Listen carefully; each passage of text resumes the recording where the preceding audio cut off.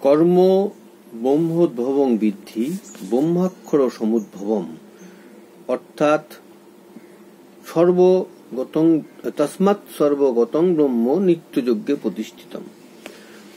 কর্ম ব্রহ্মোদ্ভবং বিদ্ধি, কর্ম ব্রহ্ম থেকে উৎপন্ন বলে জানবে। ব্রহ্মাক্ষর সমুদ্ভবম, এখানে ব্রহ্ম কথার অর্থ এখানে হলো বেদ, অর্থাৎ কর্মের উৎপত্তি বলে জানবে বেদকে। ব্রহ্মাক্ষর সমুদ্ভবম, ব্রহ্ম অর্থাৎ বেদ পরমেশ্বর থেকে উৎপন্ন। বেদ অপুরুষেয়, তার সৃষ্টি হয়েছে পরমেশ্বরের বা পরমাত্মার নিঃশ্বাস থেকে। তাই বেদে যে কর্মের কথা উল্লেখ আছে, সেই কর্মের উপাসনার করার অর্থ পরমেশ্বরের উপাসনা করা। এই কর্মের মাধ্যমেই সংসারের মায়ায় আবদ্ধ দেহধারী মানুষের মুক্তি ঘটে। তস্মাৎ সর্বগতং নিত্যং ব্রহ্মযজ্ঞে প্রতিষ্ঠিতম। তস্মাৎ সুতরাং সর্বব্যাপী ব্রহ্ম অর্থাৎ সর্বত্র বিদ্যমান ব্রহ্ম সবসময় বা সর্বদা যজ্ঞে প্রতিষ্ঠিত। এখানে কর্মের উৎপত্তি ব্রহ্ম তথা বেদ থেকে, এটা জানলাম।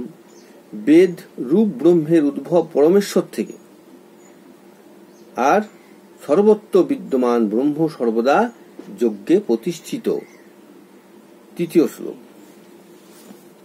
ব্রহ্মার্পণং ব্রহ্ম হবি ব্রহ্মাগ্নৌ ব্রহ্মণাহুতম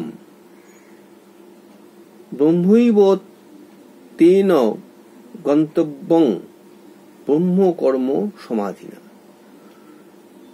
সমর্পণ, ব্রহ্মার্পণং, সমর্পণ হলো ব্রহ্ম।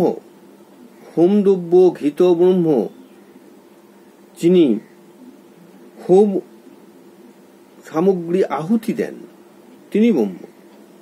যার দ্বারা ব্রহ্ম সদৃশ অগ্নিতে আহুতিও ব্রহ্ম, তার দ্বারা যে ব্রহ্ম সদৃশ অগ্নি তাতে আহুতি দান করা হয়, সে আহুতিও ব্রহ্ম। ব্রহ্মের সঙ্গে সম্পর্কিত কর্মে যিনি একাগ্র চিত্তে থাকেন তারই ব্রহ্মপ্রাপ্তি ঘটে। এই শ্লোকের প্রকৃত উদ্দেশ্য সর্ববস্তুতে ব্রহ্মজ্ঞান।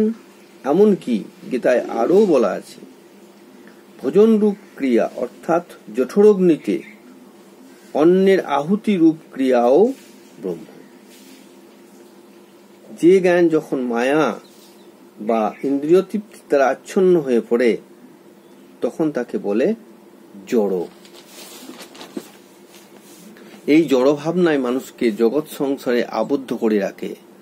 প্রকৃত চিরস্থায়ী সুখের উপলব্ধির জন্য প্রয়োজন ব্রহ্মজ্ঞান লাভের চিন্তায় নিজেকে মগ্ন রাখা। যে ব্যক্তি সর্বদা ব্রহ্মজ্ঞান লাভের চিন্তায় মগ্ন থাকেন তিনি ব্রহ্মপ্রাপ্তি হন।